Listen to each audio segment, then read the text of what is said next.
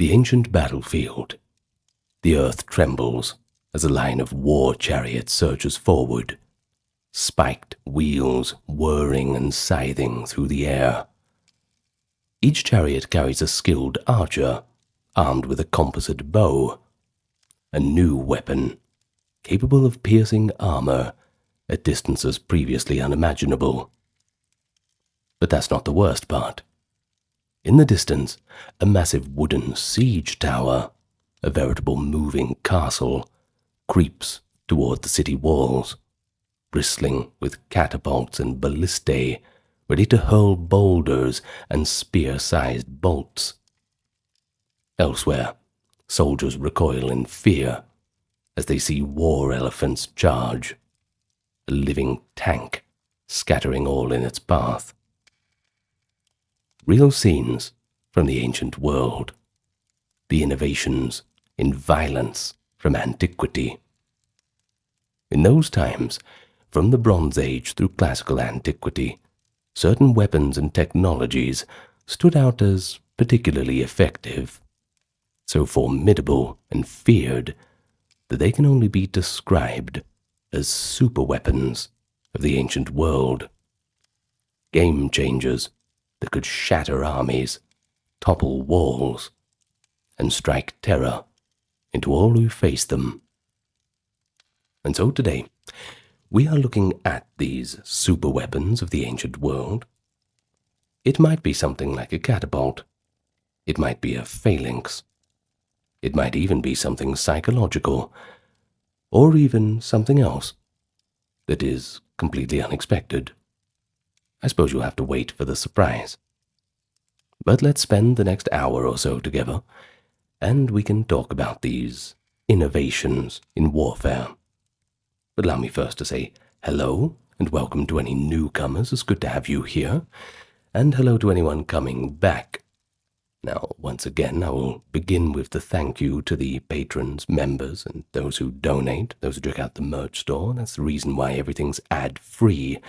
If you're the kind of person who hates ads, well, relax, because you won't get them here. You can listen to this all the way from start to finish without any interruptions. What a time to be alive. But apart from supporting in that material way, well, just by enjoying the content, that's good enough for us. Give it the old like, subscribe, and hype treatment, and it's even better.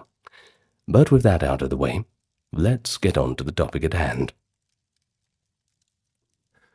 Well, we already mentioned the chariot and the composite bow, and there's a reason for that.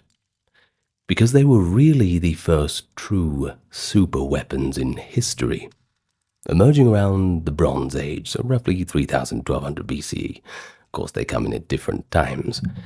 That was certainly a time when warfare was transformed by rapid change. And chief among them was indeed the war chariot, paired with the powerful composite bow, a combination that gave armies 1. Mobility, but 2. Firepower. Well, around 1800 to 1600 BCE, steppe nomads and Near Eastern peoples developed a light, two-wheeled chariot with spoked wheels, and even a suspension system, pulled by swift horses. This was a revolutionary upgrade from the earlier, clumsy four-wheeled carts. You see, now a chariot could dash across the battlefield at speed without collapsing, carrying an archer who could rain death on enemies while staying virtually untouched by the slower foot soldiers. The composite bow completed this deadly package. It wasn't a long bow, it wasn't made for big distances, but rather a short, recurved one, made from wood, horn, sinew, laminated together for maximum power.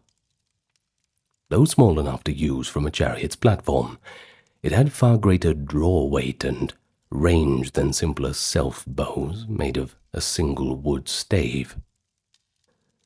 And of course, pairing that with the chariot, well, it's the best combination since salt and pepper. Now, early evidence of the chariot warfare patterns appear almost simultaneously across the Old World, spreading from the Eurasian steppe into the fertile civilizations of Egypt, India, Mesopotamia, and even as far east as China. The Egyptians encountered horse-drawn chariots around the 16th to 15th centuries BCE, likely introduced by West Asian groups. Think of the Hyksos, peoples like that. And they quickly adapted to the technology too. New Kingdom Egypt, from 1500 BCE onwards, made chariots a centerpiece of its military. Pharaohs are frequently depicted in battle reliefs riding galloping chariots and shooting arrows with quite a good bit of accuracy. Think about the Battle of Kadesh, that is in 1274, one of the largest chariot battles in history. Ramesses II himself faced off against the Hittite Empire in what he describes as a grand clash of two chariot corps numbering in the thousands. Egyptian inscriptions boast that Ramesses himself in his shining chariot charged into the Hittite host, quote, like Montu the war god in his might, his arrows falling upon them like rain. Well, you might have caught a little whiff of propaganda. I don't blame you. The victors always write the history, and indeed the Egyptians were victorious, even though it wasn't much of a victory to celebrate, but a victory nonetheless. In any case, the Hittite charioteers were thrown into a panic by the onslaught, and only the pharaoh's personal valor and the grace of Amun, his patron, saved the day. They want you to believe it, but in truth it was probably more of a stalemate. You see, both sides understood that chariot units were the elite strike force of their time, and it's good when you have them and the enemy doesn't, bad when the enemy has them and you don't. But if you've both got them, well, it just ends up being quite a mess. A single chariot with a driver and an archer could outmaneuver and massacre dozens of infantrymen who had no means to catch or counter it on open ground. Think of later medieval horse archers, this kind of thing. And it is telling that contemporary accounts refer to chariots in almost exalted terms, as if they were almost mythical instruments. Let's get away from Mesopotamia and Egypt for a moment. In the Indian Rig Veda, that is an ancient collection of hymns from around 1500 to 1200, there are references to war chariots and skilled archers in heroic battles, and that indicates how prestige and victory became associated with these weapons too. In any case, the dominance of chariot warfare lasted for centuries. Between roughly 1700 and 1200, chariot armies were indeed superweapons. They could either build an empire or take one down. The Hittites in Anatolia, the Mycenaeans in Greece, the Shang dynasty in China, who acquired chariots by the 13th century, and many other cultures all invested heavily in chariotry. It wasn't just the vehicle itself, but the entire system. Breeding and training horses, a new animal in many regions, by the way. It's not like everybody had horses to begin with, but also developing skilled drivers and archers. Then there's the manufacturing of composite bows and light armor. It all represented cutting-edge military technology. There was a lot to learn, and a lot went into a chariot. Indeed, charioteers became an aristocratic warrior class in many societies, because maintaining these weapons was quite expensive. We might even compare them to the medieval knightly cavalry in terms of their social impact. They confer status and required great skill, but also resources. In fact, you might sometimes hear historians describe a chariot age during the late Bronze Age, when small elites armed with chariots held sway over infantry levies, creating a kind of feudal hierarchy, supported by this superiority in military terms. But, as with any superweapon, a countermeasure eventually arose. You see, chariots were devastating on flat open plains, but they had a weakness: rough terrain, mud, or densely wooded areas. That could bog them down, and without their mobility, they're not much good. if infantry kept discipline and used long spears or barriers, a direct charge might be blunted. By the end of the Bronze Age, and especially in the early Iron Age, new tactics and weapons began to challenge this supremacy. Foot soldiers equipped with long spears, shields, and later iron weapons could form defensive lines that chariots struggled to break, foreshadowing the rise of mass infantry formations. However, the spread of mounted horseback riding without chariots introduced more flexible cavalry tactics that would, in time, render the chariot completely obsolete. But, of course, during its prime, the combination of the horse-drawn chariot and the composite bow was the ultimate military innovation, the Rolls-Royce, kind of like when they rolled out the tanks first in the First World War. Well, they weren't that good, but eventually they became pretty fearsome. The first tanks really just broke down more often than they worked, but that's a little bit beyond our timeline for today. In any case, the chariot was truly a superweapon of the ancient world. It transformed warfare and enabled those who could master it to conquer vast territories. The first superweapons and the first empires. Well, alas, the Bronze Age must end. And as the Bronze Age gave way to the Iron Age, after 1200 BCE, new powers emerged with superior metallurgy and new strategies. Among these was the Neo-Assyrian Empire. They were around about 900 to 600 BCE, give or take. They were in Mesopotamia, and they distinguished themselves by wielding iron weapons, and of course pioneering a little bit of clever siege engineering. Now, if the earlier age was defined by mobile superweapons like chariots, the Assyrians brought a different kind of superweapon to the field, i.e., the disciplined, engineered army, complete with specialized units and war machines dedicated to crack the greatest military obstacle of the age, the walled, fortified city. In effect, the Assyrian war machine itself was the superweapon, with siege engines as its greatest component. So let's take a look at the Assyrians. Well, with their capital at Nineveh on the Tigris River. So remember, you have, between Mesopotamia, the land between the two rivers, you have the Euphrates on one side, the Tigris on the other.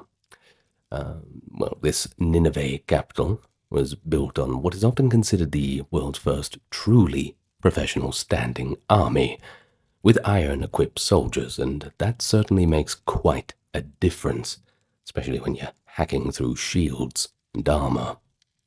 Iron swords and spears and armor gave their troops an edge over the enemies still equipped with the softer bronze. An advantage both in weapon durability, but also in penetrating power. But even more critical was that development of the siege weapons and tactics to subdue the walled cities. Everyone thought they were safe, and they were for a little while, until, well, this happened. Usually you'd have to starve a city out, hope for their surrender. But the problem is reinforcements can come and just ruin that whole idea, or if they hold out until a winter hits or your own supplies run out, well then the siege has to be called off. But now there was no real need for that. You could just batter down the walls. Of course, the preferred method was to starve people out, but time permitting, it wasn't always the best. Now, earlier armies had generally struggled pretty much everywhere to take fortresses, and the Assyrians changed this game. They constructed massive battering rams. These were wheeled wooden frames, often covered with wet animal hides for fireproofing. They housed a huge beam tipped with iron. Under the cover of shields or a roof, the Assyrians would roll these rams up against enemy walls or gates and relentlessly pound away to create a breach. Contemporary relief carvings, which the Assyrian kings proudly displayed in their palaces, by the way, show vivid details of these assaults. For example, the siege of Lachish in 701 BCE in the kingdom of Judah is depicted in a famous series of panels found in King Sennacherib's palace. We see towering siege engines on ramps, their iron-tipped rams attacking the walls, while Assyrian archers on the platforms within the engines shoot the defenders. Siege ladders and teams of sappers accompany the assault. The Lachish reliefs even show the grim aftermath, prisoners being led away, and some of them being executed. The totality of Assyrian dominance. And it is clear that by Sennacherib's time, so around 701, this sort of thing, the same time as the siege of Lachish, the Assyrian army had a full arsenal of siege technology at their disposal. And that's not just rams, but also movable towers and excavated ramps. They'd well and truly figured out how to take a walled city, and everyone else was struggling to catch up on the defense side. They employed large crews of engineers and laborers to build earthen ramps up to high walls, as done at Lachish, and to undermine the foundations. You either go over, under, or through. Any one of them's a good option. But then there's the psychological effect of these engines. That was quite immense. Imagine yourself being a defender, thinking you're safe and sound, and seeing this great, lumbering fortress clad in iron plate, grinding forward inexorably, while arrows and stones rain down from the upper levels. In addition to brute force machines, there were also masters of combined arms tactics. They coordinated infantry, cavalry, chariots, engines, sappers, and archers in a terrifying strategy. One Greek historian of a later era, impressed by Assyrian methods, credited them with using iron-covered rams and siege towers that could be disassembled and moved. Well, the Assyrians also pioneered psychological warfare as a kind of weapon. Their kings had this reputation for extreme ruthlessness. They would sometimes skin rebels or display severed heads of defeated kings, frightening others into a submission without even a fight. If you knew the Assyrians were coming, well, you knew it was victory or death. Not often victory at those times, too. And while cruelty sure is not a weapon in a mechanical sense, it certainly functioned as one, amplifying the power of their armies by breaking enemy morale. Many cities surrendered at the mere sight of the Assyrians approaching. And in that respect, terror itself was an Assyrian superweapon, a deliberate strategy to complement the material siegecraft. But ironically, the high efficiency of the Assyrian military machine sowed the seeds for new defenses. Of course, as we said, everyone was struggling to catch up, but, well, desperate times certainly speeds up innovation. You either adapt or die, and generally people don't really want to die, so they adapt instead. Enemies began to build stronger fortifications, or develop counter-tactics. For instance, engineers in besieged cities tried clever tricks like digging trenches inside walls to catch battering ram heads, or lighting fires to burn siege towers. The constant Assyrian pressure also spurred neighboring peoples like the Babylonians, Persians, and Medes to improve their own armies, eventually leading to the downfall of Assyria in 612, when a coalition used some of the same siege tactics against the Assyrian capitals. Yet for several centuries, the Assyrians had been unmatched, wielding what we might call the artillery and engineering corps of antiquity. Their legacy of siegecraft endured. Later empires, from the Persians to the Romans, built upon the inventions first seen in Assyrian campaigns. Thus, in the story of ancient superweapons, the Assyrians represent the transition from individual weapons like chariots to organized technological warfare, where the synergy of training, engineering, and iron hardware created an almost unstoppable force. Almost, until 612 at least. Alright, so let's move on. We can look at classical Greece now. The Greek city-states introduced new military innovations that, while perhaps less high-tech than an Assyrian siege engine, were extraordinarily effective in their context. Now, two Greek contributions stand out as superweapons of their time. First of all, it's the hoplite Phalanx on land and the Trireme warship at sea. But additionally, there is something else. Greek ingenuity in this period gave rise to experimental weapons, including, believe it or not, one of the earliest recorded flame-throwing devices, Greek fire. Let's start with the hoplite Phalanx. It was not a single weapon, but rather a tight formation of heavily armed infantry, and it dominated Greek battlefields from the 7th through to 4th centuries BCE. Armed with the doru, a 6 to 9 foot thrusting spear, and protected by large round shields, hopla, that's where the name gets from, hoplite, helmets, breastplates, greaves, all the rest of the armor. These citizen soldiers would stand shoulder to shoulder in ranks, sometimes 8 or more deep. When the phalanx pushed forward, it acted like a giant armored battering ram of bronze and flesh, a unified mass with spear points bristling out in the front. In an age when many opponents, like the Persians for example, relied on lighter troops or archery, a well-drilled phalanx could simply smash through the enemy lines by sheer weight and cohesion. Let's look at the Battle of Marathon, for example, in 490 BCE. The Athenian hoplites used a rapid charge in phalanx formation to collide with and rout the numerically superior Persian army, which was frankly not prepared for close-quarter shock combat. The Persians' arrows, their own kind of superweapon in open terrain, were less effective at short range once the hoplites closed in dense formation. Marathon showed that a disciplined formation of heavy infantry could essentially be a superweapon system, negating the advantages of cavalry and missile fire under the right conditions. Greek writers often marveled at the discipline and bravery needed to maintain the phalanx, and it became the pride of cities like Sparta, whose hoplites were drilled from youth to be virtually unbeatable in these formations. Yet the hoplite phalanx had limits. It was ponderous and worked best on flat, open ground.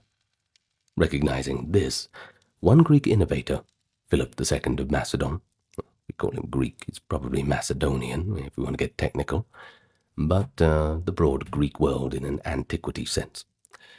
Well, he modified the concept to make it even more formidable. Philip's phalanx used the sarissa, an extremely long pike about 18 feet, wielded with 2 hands. Macedonian pikemen could outreach shorter spears and create a forest of points that enemy footmen or horses dared not go near. And with this pike phalanx, complemented by cavalry on the flanks, Philip and his son Alexander the Great created an army that swept through the known world. One might argue that Alexander's true superweapon was combined armed tactics, coordinated use of phalanx infantry, heavy cavalry, like his companion cavalry armed with lances, skirmishers and siege engineers all at once. At battles like Gaugamela in 331, Alexander's forces, though quite outnumbered, used tactical genius and a flexible application of different troop types, and with that, they defeated the Persians. Well, the Persians themselves, they had their own special weapon at Gaugamela, scythed chariots. Those were chariots modified with long blades on the axle, meant to just mow down infantry. But Alexander was prepared.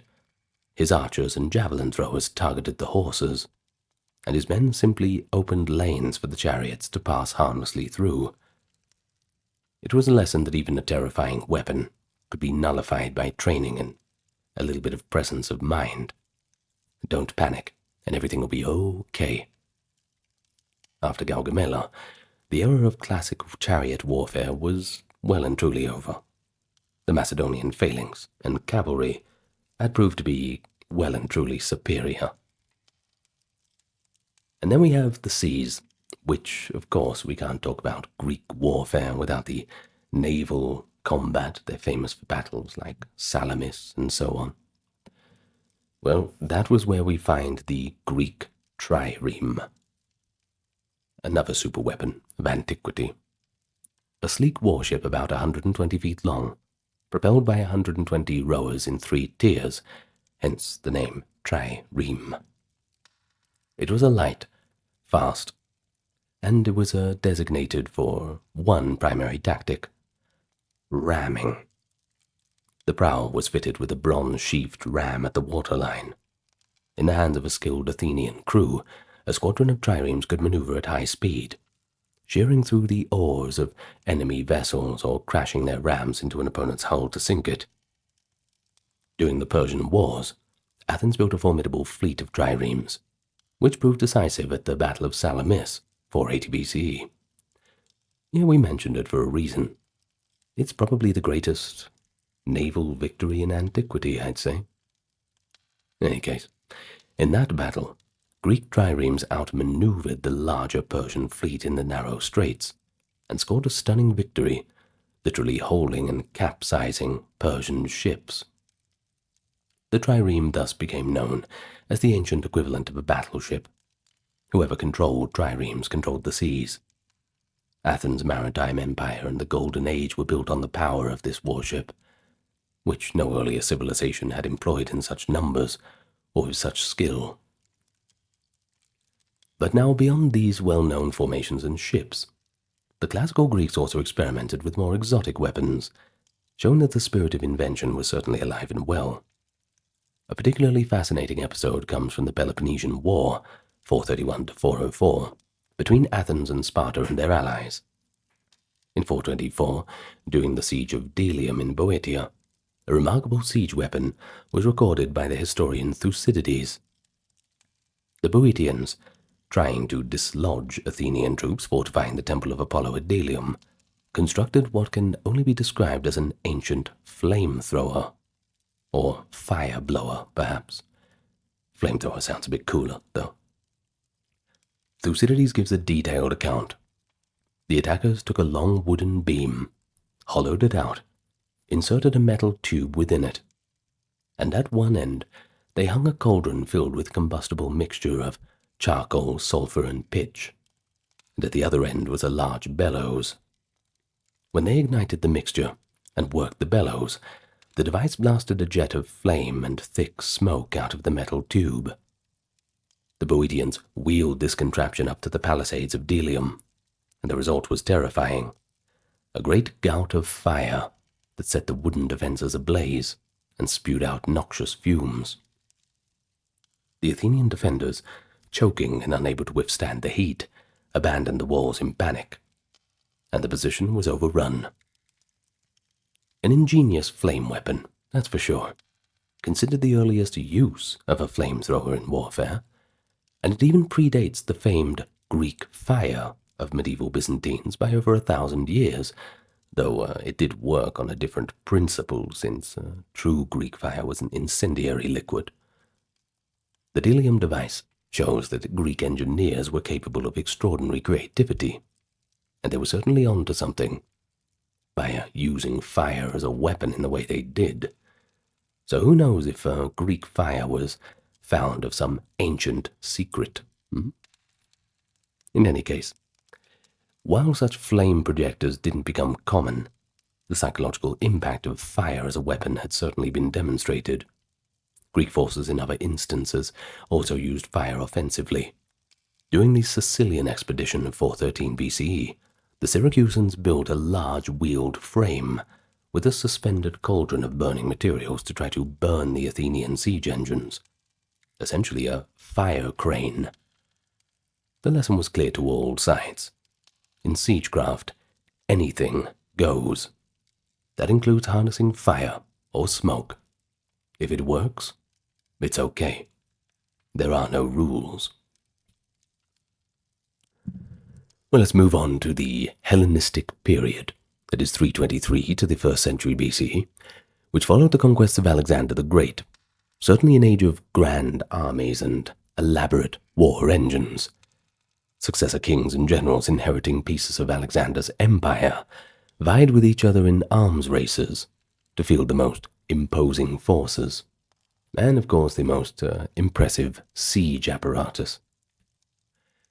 Now this era saw the introduction of what we might call mega weapons, from enormous siege towers that were practically mobile fortresses to widespread use of war elephants as shock troops, to ingenious devices attributed to learned men like Archimedes. And one of the most spectacular examples was the Hellepolis, which means taker of cities in Greek, essentially a colossal siege tower. The most famous Hellepolis was built for the siege of Rhodes in 305 by Demetrius I of Polyoketus. His epithet Polyoketus literally means the besieger. Ancient engineers like Polybius of Thessaly and Epimachus of Athens designed this behemoth of a siege engine. According to descriptions preserved in Diodorus, Siculus, and Vitruvius, another Roman engineer, the Hellepolis of Rhodes was 130 feet tall and 65 feet wide, weighing an astonishing 160 tons. It rested on 8 enormous wheels, plus casters for lateral movement.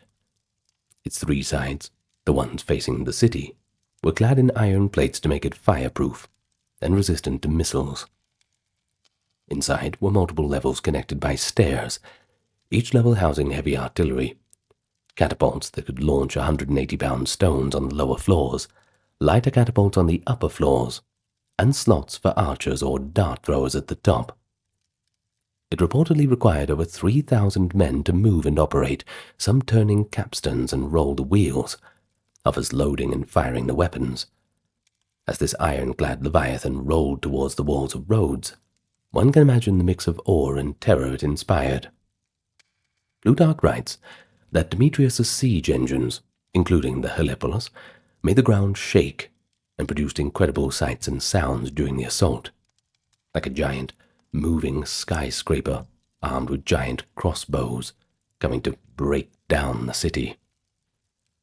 However, in a twist of fate that often accompanies superweapons, the Rhodians managed to defy Demetrius and his Hellepolis. They continually reinforced the walls, used fire hoops to damage the tower's sides, and mounted desperate counterattacks. And at one point, heavy Rhodian fire from catapults forced Demetrius to withdraw the Hellepolis for repairs. The siege ultimately failed. Better luck next time. And Demetrius abandoned the great tower. It was a good idea, but the Rhodians just had better ones. Oh, by the way, the Rhodians later sold the metal from the Hellepolis, and legend has it, used the money to build a wonder of the world, the Colossus of Rhodes, the giant statue of the sun god Helios. Kind of ironic. A failed superweapon funded a famous symbol of peace and resilience. But the engineering know-how should not be lost. Variations of the siege tower certainly continued to be used, and Demetrius himself built another large tower for the siege of Thebes a few years later, and the idea of a towering siege engine persisted right into the Roman era. In fact, Hellenistic treatises by engineers like Philo of Byzantium and Athenaeus Mechanicus detail how such machines indicating there was a thriving military science at the time. So when we think of the Hellenistic age, you might think about phalanxes and cavalry. But don't forget the theatrically large siege towers. Here's another hallmark of Hellenistic warfare: the war elephant. Alexander had encountered elephants in 331 BCE. In fact, Darius III had a few of them at Gaugamela, and more dramatically in 326 BCE at the Battle of Hydaspes in India, where King Porus deployed dozens of elephants against the Macedonians. Impressed and perhaps a bit unnerved by these beasts, Alexander incorporated elephants into his army after that battle. His successors then made elephants a staple of their armies, especially the Seleucid kings in the Middle East and the Ptolemies in Egypt. Now we have to keep in mind that these were mostly Indian elephants. and they were larger and more trainable than the smaller North African variant. North African forest elephant, which the Carthaginians later used, unfortunately went extinct. Probably because they were put in so many battles, we don't know. In any case, elephants in battle were the ancient equivalent of a tank, basically. They carried on their backs a tower like howdah, with archers or javelin men. Their tusks might be fitted with iron spikes, and they could trample infantry and horses alike, causing panic at the sheer size, the trumpeting sound, and don't forget the smell. Many battles of the 3rd century BCE featured elephant charges as a moment of decision. For example, at the Battle of Ipsus in 301, the successors of Alexander fought a huge engagement in which Seleucus, one of the generals, Seleucid Empire, by the way, fielded a reputed 500 war elephants, an enormous number acquired through a treaty with the Indian Mauryan Empire. Pretty good deal. Those elephants played a pretty decisive role in blocking the retreat of the opposing general Demetrius's cavalry, effectively isolating and contributing to the defeat of Antigonus, who was Demetrius's father. But they also developed some countermeasures against elephants. One approach was to try to wound the elephant or scare it into throwing its own troops into chaos. At Magnesia in 190, Romans and their allies faced Seleucid war elephants. The Roman-aligned general, Eumenes, deployed an unusual tactic. He used slingers and skirmishers to hurl projectiles at the elephants, and reportedly used the sound of horns and trumpets to confuse and frighten them. Elephants, for all their power, could certainly become liabilities if they panicked and started to run amok. And indeed, guess what? At Magnesia, many of the Seleucid elephants turned and trampled their own ranks once they were hurt or frightened, certainly sealing Antiochus's defeat. And this points to an important truth about superweapons, that the impact can cut both ways. If your opponents find a clever way to nullify or terrify your fearsome weapon, it can backfire spectacularly. But still, the allure of elephants remained, a symbol of royal power and might. They knew the risks of using them, but risk versus reward, I suppose you gotta add it up. Most people thought the reward was far greater. But no discussion of Hellenistic superweapons would be complete without highlighting the legendary innovations of Archimedes of Syracuse. Archimedes, around the 3rd century BCE, was a genius mathematician and inventor, and when the Romans besieged his native city of Syracuse in 213 to 212 during the Second Punic War, he supposedly devised several ingenious defensive weapons. The Roman historian Polybius and later Plutarch give accounts of these inventions. The most famous is the claw of Archimedes, sometimes called the iron hand, a device essentially a large crane or lever hidden behind the city walls, with a hefty grappling hook at the end. When a Roman ship approached the walls to attack or land troops, the claw would swing over, drop the hook onto a ship's prow or hull, and then by a system of weights and pulleys suddenly yank the ship upward and sideways. Didn't see that coming, didn't they? According to accounts, the claw could capsize ships or at least damage and destabilize them enough to thwart an assault. For the Romans, it must have seemed as if the city walls themselves could reach out and swat their galleys away. Truly a blow psychologically. Modern experiments and reconstructions, even a BBC documentary in the early 2000s, by the way, which I remember when I was very young, have suggested that such a machine was mechanically feasible, at least on a small scale, and it lends some credence to these historical reports. And then there is the famous legend of Archimedes burning mirrors, which is a pretty cool one. But the ancient sources are a bit contradictory on this. The burning mirror story appears in its fullest form in much later writers, around the medieval period, who claimed that Archimedes polished bronze or glass mirrors to concentrate the sun's rays and set Roman ships on fire from a distance. Now it all sounds pretty good, doesn't it? But, well, it's let's just say it's viewed with a lot of skepticism. Okay, it's just too fantastical. A line of mirrors acting like a laser beam. Experiments have shown that it's very difficult to ignite a moving ship with diffuse sunlight, although it's not impossible to smolder a stationary target under ideal conditions. But think about a moving ship, it just seems a bit far-fetched. Archimedes himself left no writings on such a device, by the way, and Polybius, who was generally quite thorough with everything, did not mention it when discussing the siege of Syracuse, which you would think that he would. Thus many scholars consider the death ray a later embellishment, a kind of tribute to Archimedes' outsized reputation as an inventor.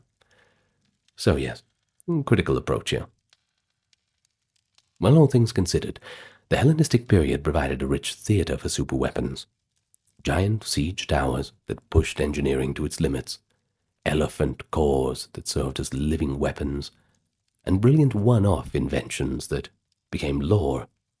Some inventions that were completely made up, but, well, as always, love to ruin the fun with modern skepticism, don't we? In any case, by the 1st century BCE, a new power was rising. Rome would absorb or neutralize these superweapons with a combination of practical engineering and tactical flexibility. So let's talk about the Roman war machine now. So by the time of the late Republic and early Roman Empire, the Romans had become the paramount military power in the Mediterranean. No arguing that one. Their approach to warfare was characterized less by singular miracle weapons and more by organized discipline and engineering prowess. In a way, the Roman superweapon, was the Roman legion itself. Highly flexible, professional, heavy infantry that could adapt and innovate as needed. That's on and off the battlefield. Yet, the Romans did employ and improve various weapons that gave them advantages over adversaries. They also eagerly adopted or countered the superweapons of other cultures. So while Rome might not have introduced something as visually spectacular as a Helepolis or a war elephant, indeed they mostly fought against them, they refined more workaday superweapons. Things like advanced artillery, fortification techniques, and naval ingenuity. And when extraordinary measures were called for, well, Rome rose to the occasion. In terms of personal weapons and tactics, one of Rome's celebrated secret weapons, though not secret for long to their enemies, was the pilum, a heavy javelin carried by legionaries. Not legionaries. Well, each Roman foot soldier typically carried 2 pila. And what made the pilum special was its design. It had a long, slender iron shank behind the pointed head, often with a weakened section. And when thrown, the pilum could penetrate enemy shields or armor. And importantly, if it stuck into a shield, the shank would bend due to its soft iron or deliberate rivet design, which would make it very hard to pull out. The enemy thus found his shield weighed down and awkward, usually forcing him to discard it, and that left him more vulnerable, just as the legionaries closed in with their short swords, the gladius. In essence, the pilum was a very clever anti-shield weapon, one that disrupted enemy defenses moments before hand-to-hand combat, and probably confused the living daylights out of them too. You imagine you're all taught to fight in one certain way, and they say, well, let's all get in, defend yourself with your shield, and all of a sudden you don't have a shield. Well, what do you do then?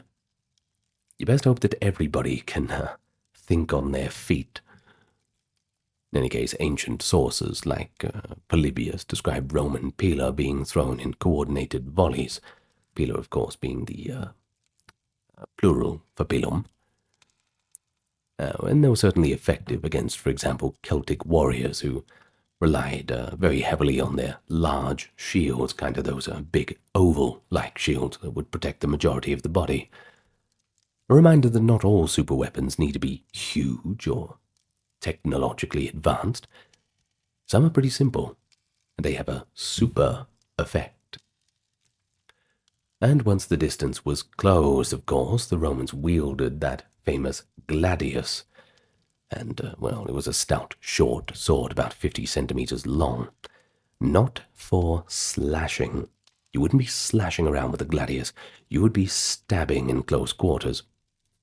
And while a sword itself is not a super weapon, the training and discipline of the Roman legionaries to use the gladius in a tight formation, behind the shelter of a large rectangular scutum shield, meant that they could outfight foes who favored slashing attacks with longer swords, who lacked the same unit cohesion.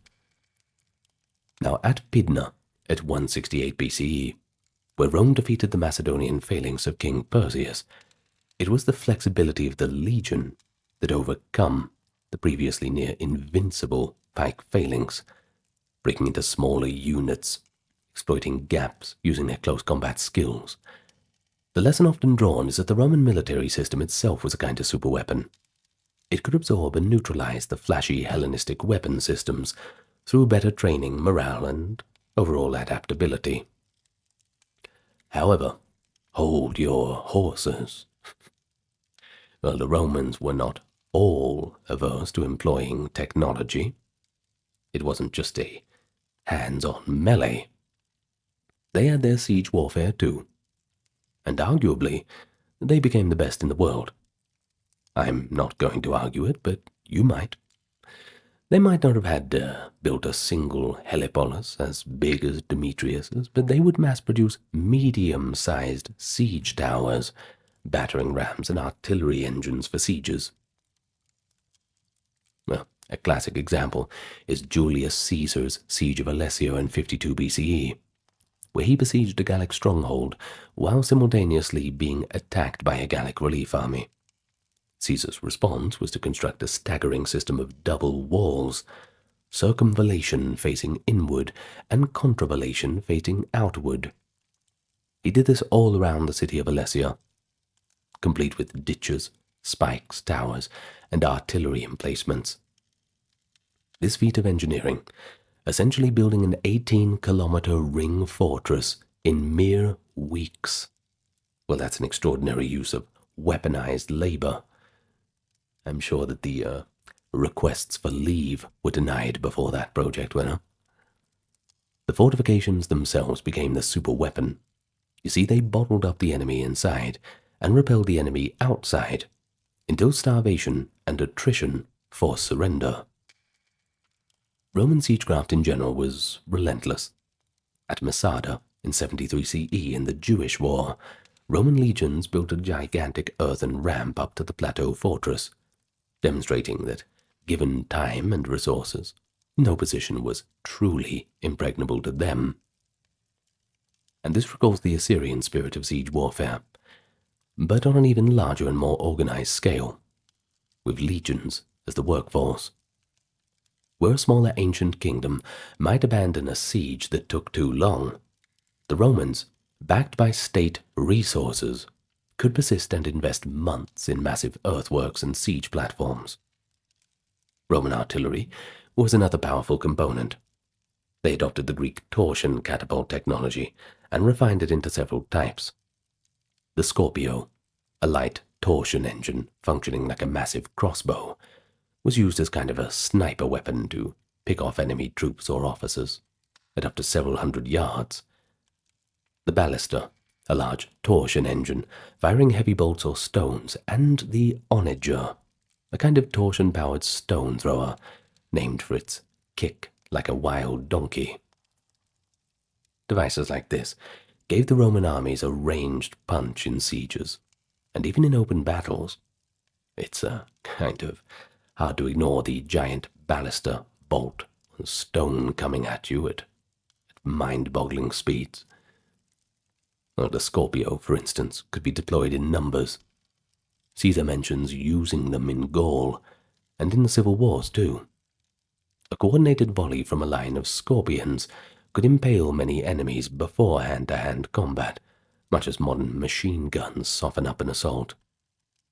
Later in the imperial period, The Romans even mounted versions of these on wagons, or designed them rather, small enough to be carried, essentially creating the first mobile field artillery. But at sea, too, the Romans got there eventually, but initially they were not a naval power. This all changed during the First Punic War, however, in the 3rd century BCE against Carthage, the old great enemy of the Roman Republic. They demonstrated characteristic innovation by developing the Corvus boarding bridge. Since the Carthaginians excelled at naval maneuver and ramming, the Romans turned a sea fight, into something like a land fight, which they were much better at. It's better just to get on the ships and start stabbing people with the gladius. Bit more effective. The Corvus was a hinged gangplank, with a heavy spike on the underside. In battle, a Roman galley would maneuver alongside an enemy ship and drop the Corvus, the spike hooking into the enemy deck. This effectively lashed the two ships together, and created a stable bridge for Roman legionaries to storm across. And the result was that Roman infantry tactics could decide the battle right there on the deck. The Corvus was used notably at the Battle of Mille in 260 BCE, where Rome won its first major naval victory ever. But if you win it by fighting on the deck, does it count as a naval victory? I don't know. We'll let them get away with it. They came there on ships anyway. If it's on a ship, it's a naval victory. What if it's in the dock, though? I don't know. Well, while the device certainly had drawbacks, as in it was heavy and could destabilize ships in rough seas, it had already done its work in neutralizing Carthage's naval superiority. And there it is once again, a kind of counter-superweapon. Adaptive thinking, the hallmark of Roman military success. During the centuries of the Empire, the Romans continued to face new threats, and sometimes new superweapons from adversaries. One of the most formidable challenges came from the Parthians, and later Sassanid Persians in the east, and from various nomadic horse peoples like the Huns later on. The Parthians, at the Battle of Carrhae in 53 BCE, famously annihilated a Roman army led by Crassus, using a combination of heavy cavalry, cataphracts clad in armor, and masses of mounted archers. Crassus couldn't buy his way out of that one, I'm afraid. Well, the Parthian horse archers had composite bows that outranged the Romans' javelins and could harass them relentlessly, even feigning retreat and then circling to shoot. The tactic of the Parthian shot, the Romans, caught in the open desert with little mobility, were nearly helpless against the mobile missile superweapon. Thousands of Roman infantry fell to incessant arrow fire, and Crassus's defeat at Carrhae sent a shock through Rome. It was a pretty good demonstration that even the Roman legion, so dominant in close combat, could be outmatched by a very different kind of weapon system, relying on speed and range. Well, in response, over the next few centuries, the Romans adjusted their tactics and troop compositions when fighting in the east, employing more cavalry of their own, using auxiliary light troops, and avoiding being drawn into flat, exposed terrains without support. It's perhaps telling that later Roman writers like Vegetius emphasized the need for flexibility, and even mentioned the idea of training soldiers to use crossbows or powerful bows, showing an appreciation for high-impact ranged weapons. And indeed, by late antiquity, the crossbow, called the arqueballista by the Romans, by the way, was being adopted in the Roman army, and the infantry tactics had evolved from the classic legion formation to something a little bit more versatile, and a bit more cavalry too. The so-called Roman superweapon had to evolve too, as enemies got more diverse. Well, yet all through this, the Romans maintained an edge in military engineering. Even as late as the 4th and 5th centuries CE, enemies marveled at how Romans built marching camps daily, fortified their cities with massive walls, the Theodosian Wars at Constantinople, for instance, and constructed their war machines on the go. When the Sassanid Persians or Huns fielded fearsome heavy cavalry, the Romans responded with spiked barriers, ditches, and camouflaged pits called lilia to break the charges. We even read of Eastern Romans employing handheld flamethrowers and wildfire akin to Greek fire by the 6th and 7th century CE, a sign that the ancient world was already transitioning into the early medieval period of new secret weapons. Well, while the Mediterranean and Near East saw the rise and fall of many different war engines, you shouldn't neglect the equally rich military innovations in South and East Asia.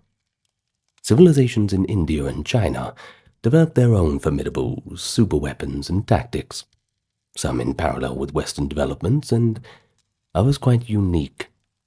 The Chinese, in particular, were pioneers in certain technologies that would much later appear in Europe, and ancient Indian armies fielded impressive war animals, even early steel weaponry. These regions also provide probably the earliest evidence of chemical weapons and strategic thought that treated surprise or trickery as a weapon in and of itself. But let's start with India. And of course, one of their most striking features is the war elephants that we mentioned before. Indian armies, from at least the first millennium BC, integrated elephants into their battle order as regular units.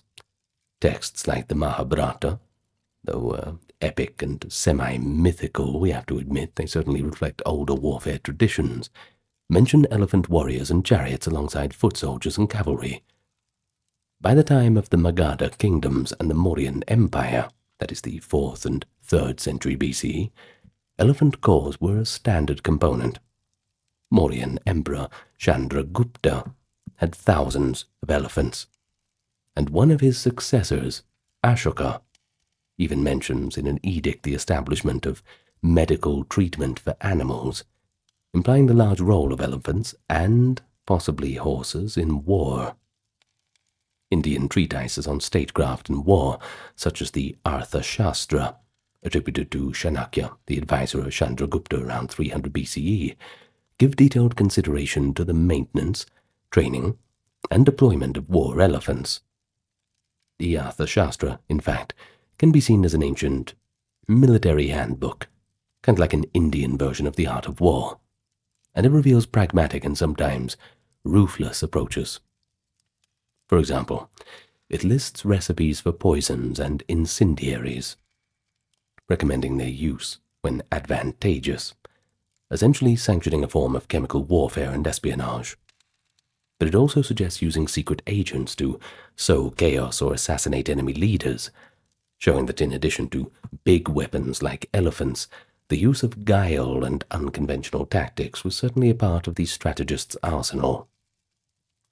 And here's a fascinating aspect of Indian military traditions: the concept of divine or super weapons in a religious form in literature, which, while mythological, show how ancient people imagined the ultimate weapons.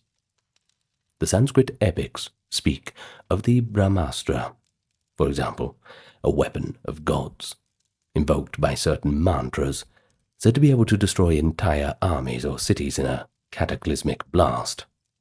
Some later interpreters even likened it to a modern nuclear explosion in description, with its blinding light and intense heat. Pretty handy to have one of them around, I suppose.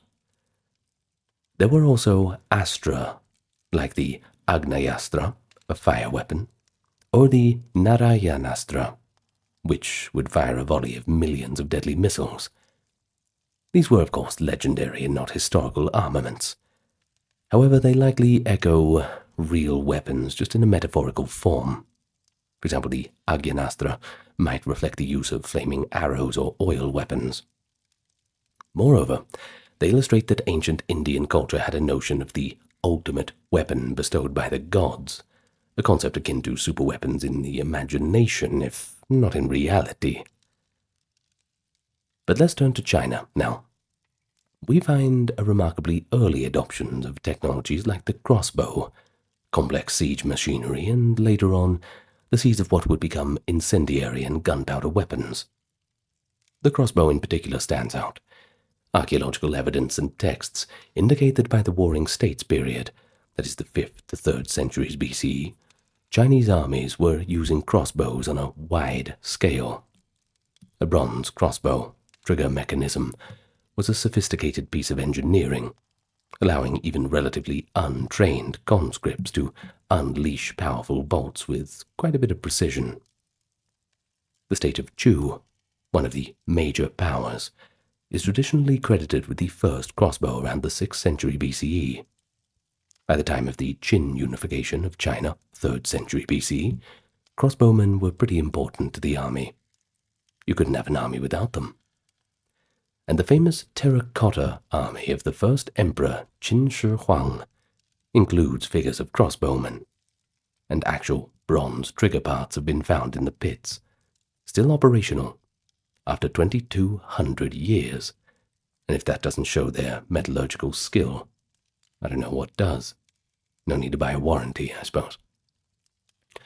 Well, a crossbow bolt could penetrate armor at ranges that a regular bow might not, and crucially, an average soldier could operate a crossbow effectively with far less training than an expert archer would need.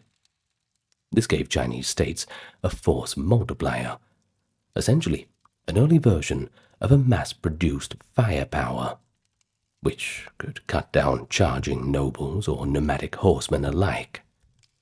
Chinese writings even talk about volley fire and concentrated crossbow barrages that sound reminiscent of the later musket lines. First-rank fire, kneel. Second-rank fire, kneel. This kind of thing. Well, the Chinese also invented repeating crossbows. They were also known as the Zhuge Nu, or the Chu Ko Nu, named in folklore after the 3rd century AD strategist Zhuge Liang. Though he likely improved an existing design, he still gets the credit. This was a magazine-fed crossbow that could rapidly shoot a series of small bolts by working a lever back and forth. Its range and power were lower than a standard crossbow, but it excelled at close quarters for laying down a flurry of shots. Some historians considered it more of a multi-shot defensive weapon than a battlefield game-changer, but it's impressive as an ancient attempt to increase rate of fire, a problem every era of warfare tries to solve. And then, of course, there's siege warfare. Ancient Chinese states built some of the first traction trebuchets, a type of catapult where men pulling ropes provide the force to hurl a projectile. These were in use by at least the 4th century BCE, and could throw large stones to break walls or bombard troops. Sieges also saw tunneling and counter-tunneling, the use of smoke to flush out defenders, and other methods that have parallels with Western siegecraft. But what is intriguing is that by the later Han dynasty around the 1st or 2nd century CE, the Chinese had compiled works like the Mo Jing, of the Moist school, that described defensive strategies and devices, including things like wooden low chariots, that is, movable observation towers, and counterweight drop traps. And while these might not be singular superweapons, they certainly reflect a robust military engineering tradition. It all has to add up to something, right? But additionally, the Chinese were among the first to weaponize chemical and incendiary compounds. There are records and later legends of Chinese forces using poison smoke, perhaps made by burning noxious materials like mustard seeds or arsenic compounds to choke enemy soldiers in tunnels or enclosed areas. One legendary account from the Han dynasty tells of a general who used a form of tear gas by burning peppers and herbs to overwhelm a fortress's defenders, though the exact historicity of that is once again debated. Chinese manuals do discuss creating smoke bombs, however, using combinations of sulfur, railgar, which is a kind of arsenic disulfide, oils and other ingredients to produce blinding and toxic smoke. This is remarkably early for chemical warfare doctrine. We only really think of it in terms of the First World War, at least in the West. In China, they think of it all the way back in those times. The Chinese propensity to experiment with materials laid the foundation for the eventual discovery of gunpowder in the Tang dynasty, 9th century CE. And while true gunpowder weapons appear after our period, rockets, bombs, and guns from 900 CE onwards, it is worth noting that the precursors, understanding the saltpeter, I haven't had dinner yet, excuse me. I'm thinking about that salmon I have in the oven.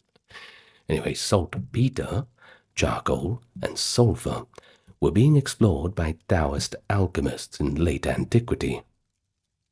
In fact, an ancient Chinese text, the Huolongjing, compiled later in the 14th century but containing older material, attributes to much earlier times the use of a kind of fire arrow. Essentially, an arrow with a small gunpowder charge attached to set things ablaze. Even if those specifics are anachronistic, we do know that by the late Han, the Chinese had fire arrows, arrows wrapped in burning cloth or pitch, and thunderclap bombs, earthenware jars filled with combustible substances that made a loud blast when ignited, more psychologically effective than physically destructive. Again, there's hints of what was to come, showing that East Asia's military technology trajectory was certainly pointing towards new forms of superweapons that wouldn't fully materialize until the later medieval period. Still, it's pretty impressive, I think. But strategically, Chinese military philosophy, exemplified by Sun Tzu's Art of War, which was written around the 5th century BCE, emphasized that the greatest victory is one won without fighting, by breaking the enemy's resistance beforehand. Sun Tzu's advocates deception. I get mixed up when I speak English and Chinese together. Now, Sun Tzu advocates deception, intelligence gathering, and speed as ultimate weapons. While not a physical superweapon, this philosophy itself became a kind of intangible weapon. Chinese generals often used surprise, feints, and psychological tactics to outwit opponents.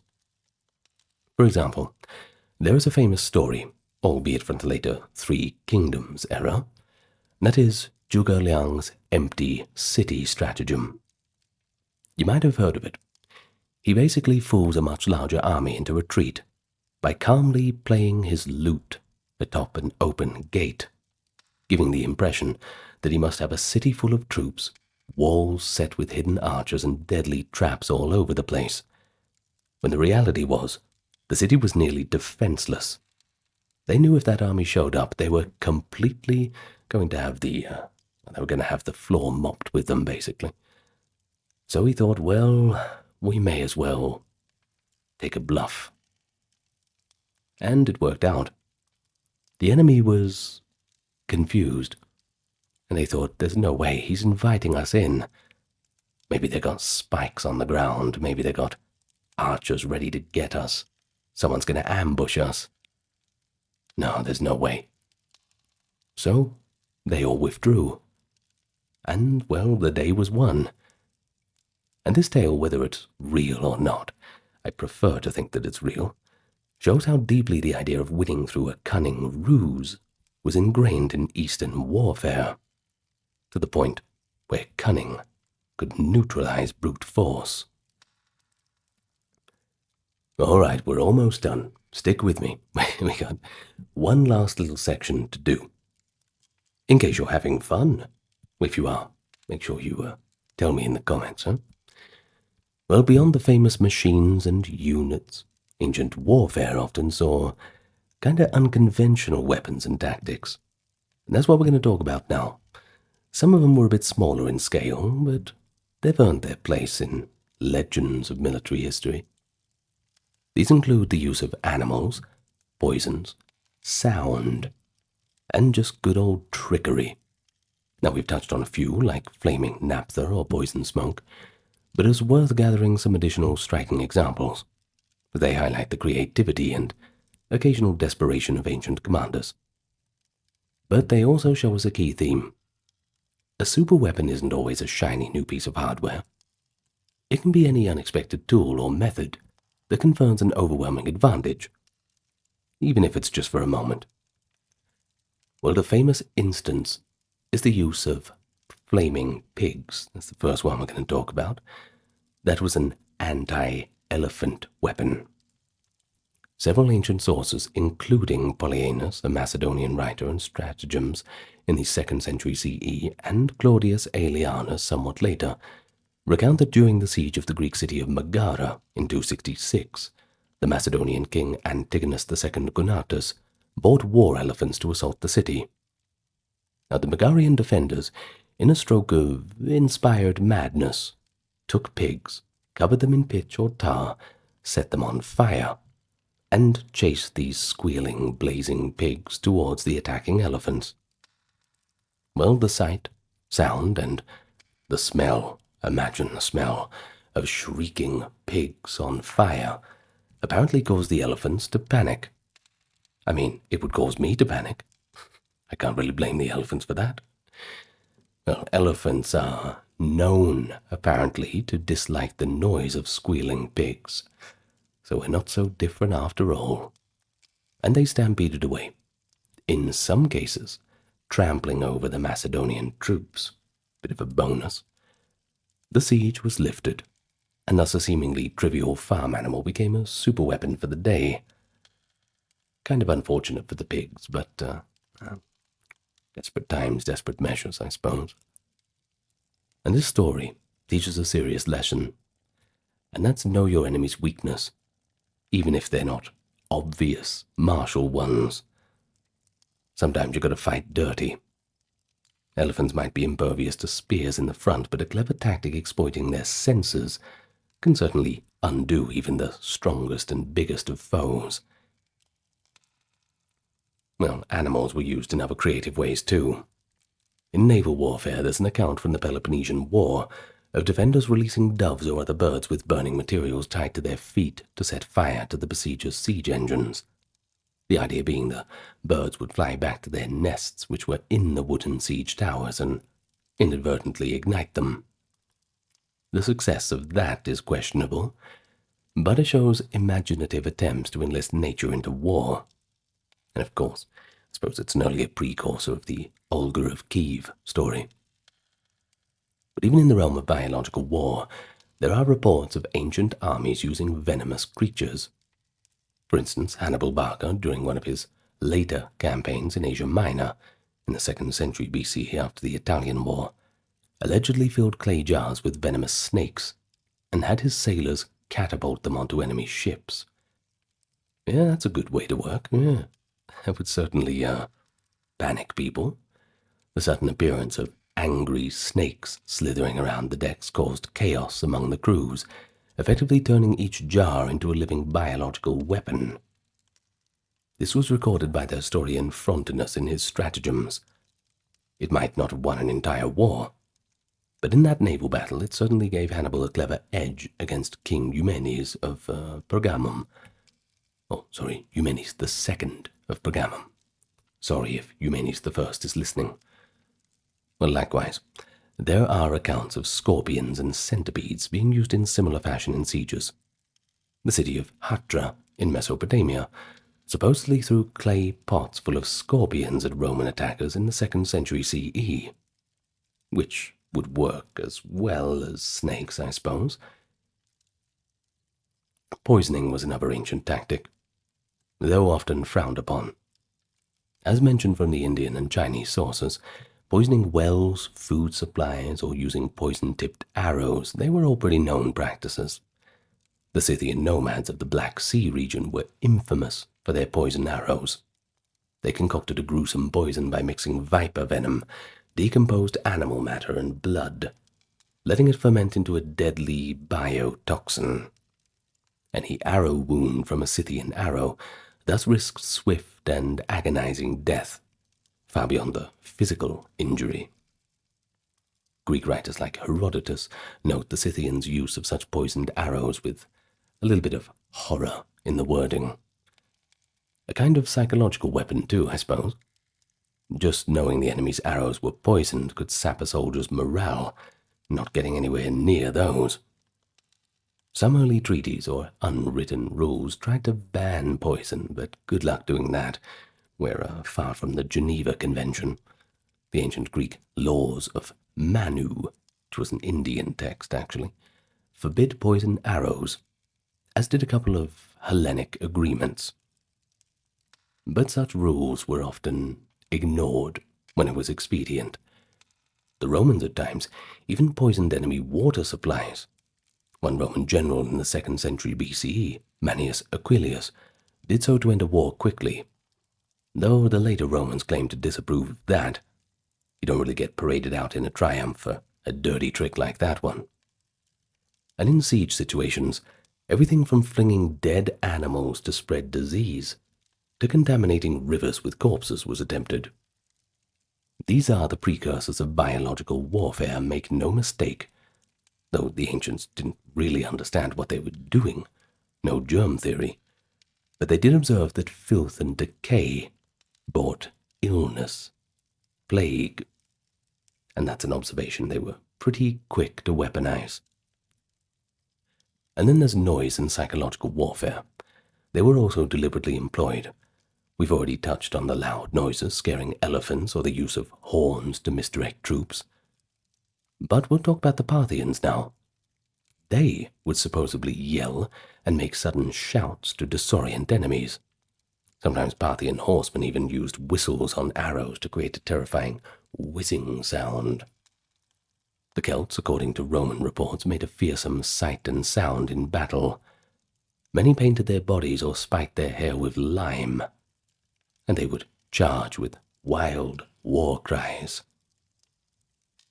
They used a distinctive war trumpet called the carnex, a long bronze instrument with an animal-headed bell. The at the Battle of Telamon in 225 BCE, the Roman chroniclers described the Gallic army on a hilltop, thousands of warriors yelling and carnixes braying, causing an unnerving echo across the valley. While the Romans did not break, one can imagine the intimidating effect on those who had never encountered it. In a sense, the Celts' shock tactics and use of psychological terror, well, that was their superweapon. Though it ultimately failed against Roman discipline, so not so super after all. Conversely, the Romans themselves, they understood psychological edges. Their centurions carried the eagle standard and drilled their troops to shout in unison. The famous war cry of the legions, that could be quite imposing. It's said that at Pharsalus in 48 BCE, when Caesar's legions shouted their battle cry and clashed swords on shield, Pompey's less experienced recruits were taken aback before the fight even finished. And finally, good old deception deserves a mention as an unconventional weapon. You know the most legendary case, the Trojan horse. A masterstroke of trickery rather than a physical weapon, but one that ended a decade-long war in a single night. And that's a pretty super weapon. According to Homer and elaborated by Virgil and others, the Greeks built a wooden horse. They hid a few crack troops inside and pretended to abandon their siege of Troy. They left this horse as an offering, almost like a parting gift. The curious Trojans bought it within their walls at night, and the Greeks emerged and opened the gates for their returning army. Of course, you know what happened next. Troy was all gone. Now, historically, we're not sure if this event happened at all, or even happened as described. Perhaps it did happen, but we're not sure. Archaeologically, Troy did fall around the Late Bronze Age, but the horse might be poetic license, possibly a metaphor for a siege engine, or an earthquake. We don't know. Plenty of earthquakes in Anatolia, tell you that much. But regardless, the Trojan horse became the epitome of the deceptive stratagem. For ancient readers, It was a lesson that cunning could defeat strength, if you were having a rough time of it. Or maybe just take a step back and think. There has to be a way to get around this problem. They'd find it. Well, sneaking troops into enemy forts disguised as locals or feigning surrender only to attack when the enemy relaxed, they were just among a few. For instance, in the 4th century BC, Sicily, a tyrant famously captured a city by hiding armed men in wine carts that were regularly delivered inside the gates, a direct intimidation of the Trojan horse concept, minus the shape, of course. Of course, the existence of these unconventional tactics, it shows us the superweapons in antiquity weren't just about advanced technology or just huge contraptions. Don't think of it all like that. Sometimes the most effective weapon was just a good idea, catching an opponent off guard. Warfare is as much a battle of wits as it is about strength. And every once in a while, David could kill Goliath. A clever general could snatch victory by means that his adversary would never even contemplate. So tell me, what did you think about all this? Bit of a longer video today, It's good though, I don't know, I think it's some topics, well, I suppose most topics on here we could just talk about for hours on end, but, well, there's only so much tea I can drink. Actually, no, there isn't. I can drink limitless amounts of tea. You know, I switched from coffee to tea, and I feel much better. Really? Try it. Remember, I do work at home, so, I drink too much coffee, like 8 cups of coffee a day. And it's instant coffee, you don't want to talk about that. In any case, if you're still awake, hope you don't mind my little end conclusion rant. We call it the thoughts and conclusions section because it's basically just me thinking and having a conclusion. But tell me, what do you think? Did I miss any super weapons? Maybe you've got one that you know, or maybe something from a different culture that I didn't cover. Tell me anyway. I like hearing the comments. And I might even give you a voice response. Well, let's go through the patrons and supporters. Kimberly, Christine, Sally, Ember, Susan, Cameron, Gary, Charlene, Lynn, Therese, Katiana, Nicholas, Ulf, Ednir, Alexander, Charles, Christine, Dr. Neurona, Darren, Jaden, Jim, Jeffrey, Jessica, Madeline, Melissa, Orthodox Review, Scott, Shell, Wendy, Josie, Sarah, Ryan, Thor, Cameron, Stefan, Kevin, HMSHH, Crystal, Anthony, Lucy, Brandon, Gukabubonic, Nicholas, Craig, Neftus, Alexander, Gokhan, Dorsey, Venita, Claire, Cordsey, Carol, Robert, Mary, Bridget, Nefertari, Yvette, Miss Mochi, 11, Allison, Free American. Hell yeah. Jennifer, Brittany, David, Cody, Brian, Are You My Mum? It's the person's name, it's not a question. Rhonda, Carrie, KTP, Lovely, Poma, Kevin, Marissa, Altazakin, Lucy, Julianne, Rosie, Tivolo, Chris, Apocalyptic, Brandy, Wolfsbane, Dude, Brinny, Aiden, Fabian, Michael, Agworm, Prince of Persia, River, not Rivel, Indian Trail, Catherine, Alexa, Big Gun 101, Brandy, Pesty, Hun, Stevie, Jessica, Scott, Gail, Emily, Jade, Jake, Demon's Toe, and Mason. Or is it Mazen? I'm not sure. In any case, that's us done for this evening. I really do hope you enjoyed it. I enjoyed it, even if you didn't. If you didn't, I don't know why you're still here. But if you are still here, leave me a little note in the comments and I'll say hello to you. Good night, everyone. Lots of love to you all, as always, all around the world. Farewell for now.